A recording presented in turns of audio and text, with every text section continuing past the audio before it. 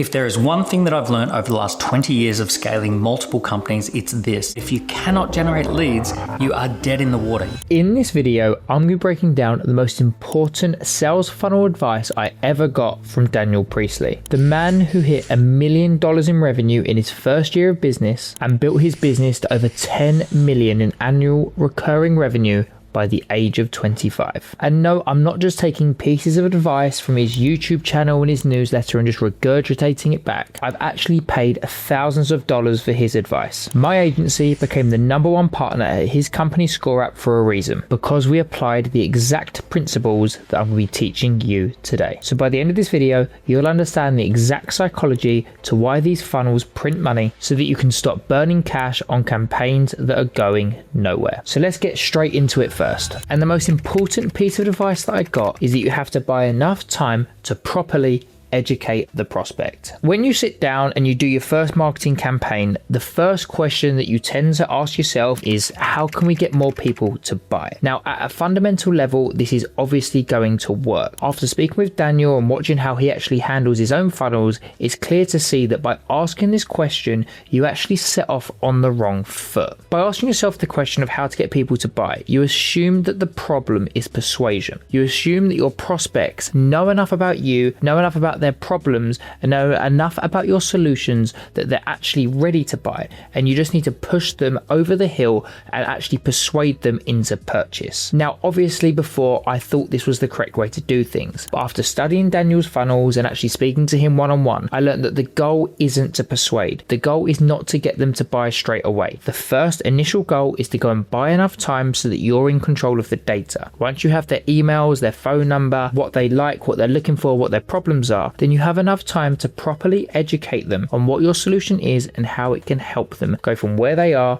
to their desired state, so that when they're actually ready to buy, they're going to buy with you. A lot of companies see their products as absolute no-brainers. So why aren't they buying? They're not buying because they don't trust you, or they're not educated enough. And this is fundamentally why cold calls no longer work, because trying to take someone from 0 to 100 from not knowing you to a purchase in a 30-second call is near impossible now. People have raised their trust levels and they need to spend a lot more time with you before buying. I'm not talking about sitting next to you or watching YouTube videos. I'm just talking about touch points, emails, ads, short form pieces of content. But you can't have any of that if you don't buy enough time at the start. I know what you're thinking, how can I buy enough time? We have to give them something of value so that they give you their data. So it could be something like a scorecard with a free PDF at the end with some actionable steps about how they can get closer to their goals. You give them the value, they give you the data. You have enough time to then go and educate them, to build trust, and to finally be in a position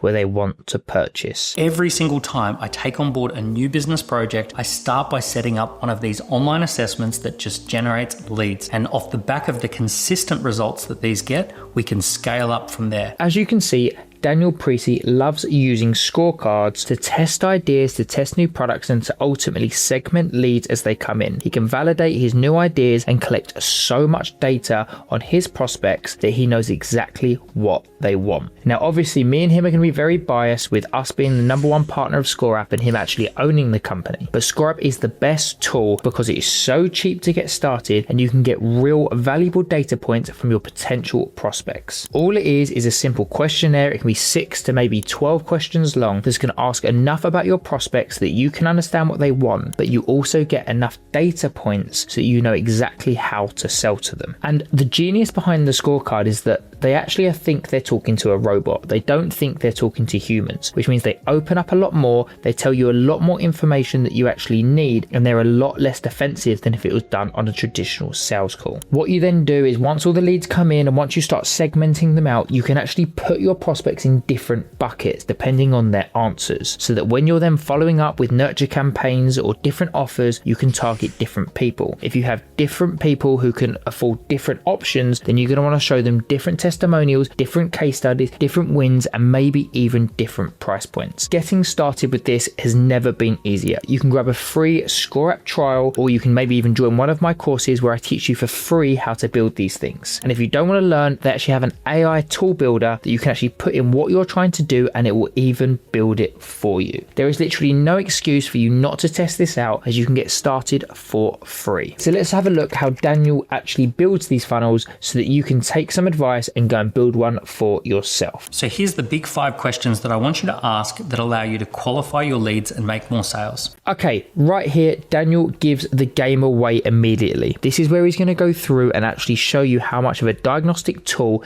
these questionnaires can be. And when you're building your funnel, every question matters. So let's actually go through the 5 questions that he recommends everyone puts in their scorecards. Question number 1 is, which best describes your current situation? So you might give people 4 or 5 options to choose from. I'm a student, I'm in my first 5 years of my career, I'm a manager, I'm a senior leader, I'm an executive, or I've never run a marathon before, I've run 1 to 3 marathons, I'm a seasoned marathon runner. Whatever is their current situation, you want to know how they describe it. This is foundational. You're segmenting your audience from the very first interaction. It's really important that we know where they are at the start of their journey with us. We're not going to treat a beginner the same as a seasoned pro. It's easier to market to people if you know where they currently are than try to market to them based off their goals. The next question is, which describes your desired outcome that you would like to achieve in the next 90 days? And then you give them a list of things that they want to achieve in the next 90 days and ask them which is the most important desired outcome for you to achieve in the next 90 days. That gives them the opportunity to tell you what is the number one thing that's driving their decision. So the question number 2 about where do they want to get to, what is their desired state? You're not guessing what they want, you're actually asking them. If you know that their desired state is there and they're actually writing it down, it's like writing your goals down. If you wanted to lose weight and for every day you weighed yourself, then you're going to have that visual representation every single day that you're not getting closer to your goals, or the other way, you actually are getting closer to your goals and they're both going to motivate you in the same way. This is going to allow you to have the exact buttons and the exact offers that you're going to push towards people who want to go down certain paths. Let's say you have a coaching offer which helps businesses go from $5,000 a month to $10,000 a month. Then you might want to sell them the $10,000 a month accelerator program. If they want to get to $100,000 a month, then there's no point selling them a $10,000 a month program. Your entire nurture sequence is now going to be designed to attack their desired state. You're not guessing anymore. Question number 3 is, what is the obstacle that you think is stopping you, or what have you tried that hasn't worked in the past? You're disarming future sales objections by finding out what they've already tried and how much pain it caused. If they come across and say they've tried cheap freelancers, then you're going to make all of your sales call, or a lot of your sales call, about why they have to invest more money to fix their problem. If you already find that they've been burnt by cheaper options, then it's a lot easier for you to be able to go and basically say, look, we are one level above that. And by doing that, not only can you charge more money, but they're also a lot more likely to purchase. The amount of times that I've got into sales calls knowing exactly what my prospect's pain is and what they've tried has allowed me to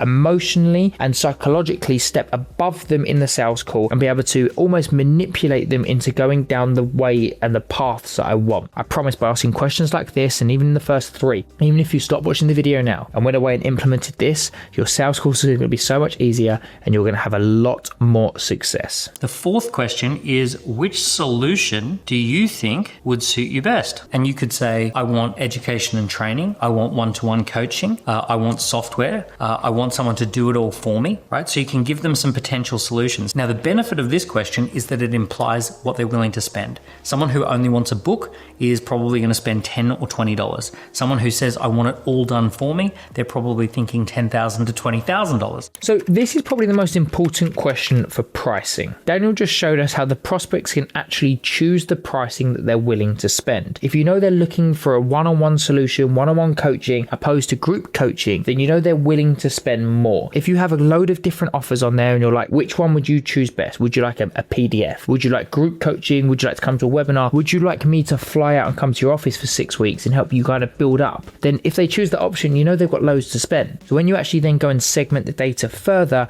you can get the right offers to the right people at the right time. And the 5th question, is there anything else that you think we need to know about. Now, this is an open box question and it allows them to type anything into the box that they want. And the craziest thing is that a lot of times people will tell you what's driving their decision, or they'll tell you useful information that helps you to make a sale. I've had people put into that box, I've already read your book and I want to get started, or I have a budget but I have to spend it by the end of the month, right? Incredible stuff that people will put into that box that is incredibly helpful. This last question is a secret weapon, and it's actually one that me and my business partner argued over for months and months. He hated it, I loved it. He hated it because he thought it'd be an option for people to come off of it. So far they're clicking buttons, they're sliding things along. Now they've actually got to sit and type their problems. Whereas I actually think the opposite. The amount of times when we run these lead magnets for us or our clients, this is where we get the gold. This is where we actually find out why they join the waitlist. This question turns a cold lead form into warm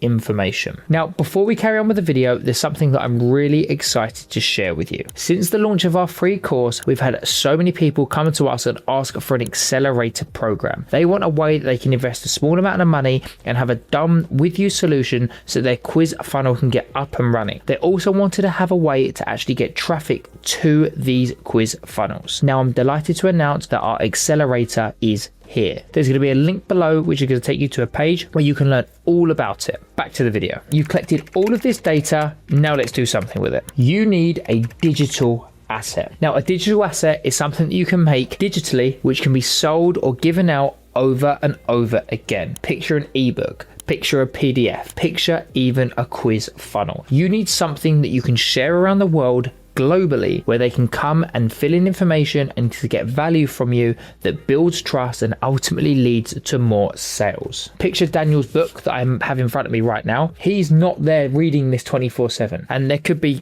thousands of people in the world who are currently on this book, and eventually a lot of them will end up purchasing either scoreapp or maybe one of his accelerator programs that he has. Once you actually build these things, they become so valuable because you can just leave them out there forever. The first digital asset you can build is a quiz funnel with a good PDF at the bottom. You get all the data, and then the PDF at the end is something valuable with actionable steps that they can take to improve their business. Once you've done this, you can actually go ahead and maybe even do your first book. Once you have the book, you can then send it to all of the people who fill in your quiz funnel, and I guarantee it will lead to more conversions. These assets actually compound over time. Your email list is an asset, your quizzes are an asset, and as you grow them, they all run in tangent. So then at one point in time, you're going to have a full acquisition funnel that's going to have loads of traffic at the top. You're going to have all of your digital assets in the middle, and then you're going to have your clients coming at the bottom. Once you have the data and you have the assets, you are going to need a 3-tiered pricing strategy. You want to be able to capture all of your market. Now, I know everyone always says niche down, but if there's opportunity to make more money, then at your early stages and your mid stages, it's important to be able to cater to those clients. Now, if you're not aware, I met Daniel Priestley for lunch, and there will be a link at the end to go and watch that video. When I actually sat down with a lunch with him and I said to him, look, we have one niche, one offer, he almost ripped up the page and said that we had to have a 3-tiered pricing system. He wanted us to go from a $2,000 a month ticket, a mid ticket of $4,000, and then a super high ticket of $20,000 a month. At the time, we were relatively new, and I remember saying back to him, we don't have anything to charge $20,000 for. And his response, I still remember it word for word, was, you will find something. What he meant by that is that if we're doing our quiz funnel services that Leader does, which is one of my businesses, then we have other options that we can actually add on top of that to make it more expensive. And at the time, it was almost like, okay, well, we don't really do anything more, but there's always something more you can do. A great example of this is actually David Goggins and Jesse Itzler. He said that he actually wanted a PT, and he wanted David Goggins to come and live in his house. If you're a PT, you might charge, I don't know, £250 a month, but how much would you pay to have a PT come and live with you, cook all your meals, and just be really hyper focused on you for maybe a month? Now, this is a great example of how you can charge way higher prices for like one-off projects. It also makes the middle package and the lower package seem more reasonable. Now, if you have a low ticket, a mid ticket, and a high ticket, it's almost like the popcorn, where there's no point really going for the lower ticket because you just have no value. If the higher one is way out of their price range, then the middle is going to be perfect. The next question you're probably going to have have is, who do I sell what to? And that is the goal of the scorecard. Once we segment the data, you can then go, okay, I have 3 offers. I'm going to have the low ticket offer, the mid ticket offer, and the super high ticket offer. Depending on their answers, you put them into certain buckets and hit them with the certain offers. Once you actually are in a position where you've offered them out, you can then always downsell. Now, it's a lot easier to downsell than it is to sign a client and then try to immediately upsell. A good way to find out about what you can actually do for your super high ticket is to go to your highest paying client now and ask them a question, something on the lines of, if you had to pay me double a month, what would you expect from me? And it's almost like once you ask that question, they might open up a few avenues which you can look at and go, yeah, we could do that. We'd have margin on that. Yeah, I'd come and do a little bit more one-on-one in-person stuff. And I know Alex Hormozy was a great example of this. When he did his gym launches, he'd actually fly to the locations. Then after that, he actually lowered his prices and had people buy the agency model. So by asking your clients, what can we do more if you had to pay us double, then you're going to have a real insight into the actual pain points and things that your business can help them with. All of these tactics work, but there's one more layer to this that Daniel Priestley talks about constantly, and this is the reason why his funnels convert so well. When people hear a powerful hook and a good value proposition, they immediately want to know whether it's credible. It sounds almost too good to be true, so they want to know, who are you, what's your background, what research have you done? So under the credibility section, we need to say, who created this, which is you and your bio. What have you done in the past? So what's your background? And the research that you've done. Now, Daniel Priestley is not just running funnels, he's also being the key person of influence for marketing. He is trying to be the key person of influence in his industry so that when people consume his content or see his face on the company, they know he knows what he's talking about. Daniel Priestley has a book called Key Person of Influence, and I recommend, if you haven't read it, go and find it online. I think you can get it even for free. Give it a read and it will change the way that you think about why it's so important to have a personal brand in 2026. The sales calls that I sit from my YouTube channel are so different to sales calls that I sit from my ads. The reason being is that they've consumed content, they see me as a key person of influence in this marketing space. Now, I'm only small fry at the moment and I've got big aspirations to get as high as I can, but it's crazy how quickly people buy when they spend time watching videos like this and actually want to learn the things that I know. I also lean off other credibility, like being scoreapp's #1 partner. But funnels run by unknown people convert at like 1 to 2%, whereas funnels run by key people of influence actually convert at 5 to 10%. Doesn't seem like crazy numbers, but that's 5 times more, and sometimes even 10 times more. So if you get 100 leads in, you might only convert 1, whereas if you're a key person of influence, those 100 leads can lead to 10 clients. Nothing else changes. The mechanics stay the same. It's just the fact that you are a key person of influence, so people A, trust you, and B, want to work with you. We're making a big move with our accelerator program, which is coming out, to make sure all of our ads just seem like reels. We don't want people to know they're being sold to. We want to give them enough value, and you can actually pay. This is the genius of ads. You actually pay to get in front of more people, but they don't realize it because they're consuming so much scrolling content. When they come across one of my ads, I just want them to feel like they're watching a reel. I don't want them to know that I paid to put my face in front of them. Once they watch the ad, the algorithm will show them some of my content, and I just know that these funnels will end up converting so well because of the amount of time that people will spend with me by their point of purchase. You now know the core philosophies behind why a sales funnel works, according to one of the best minds in the industry. You've got the theory, you now want to see the execution. In this next video, I break down one of the exact funnels we built for a client step by step. You can see exactly how we take these principles and turn them into a machine that generates and qualifies leads every single day. And the best part is that it works for any business. So click the video on screen now, and I'll see you over there.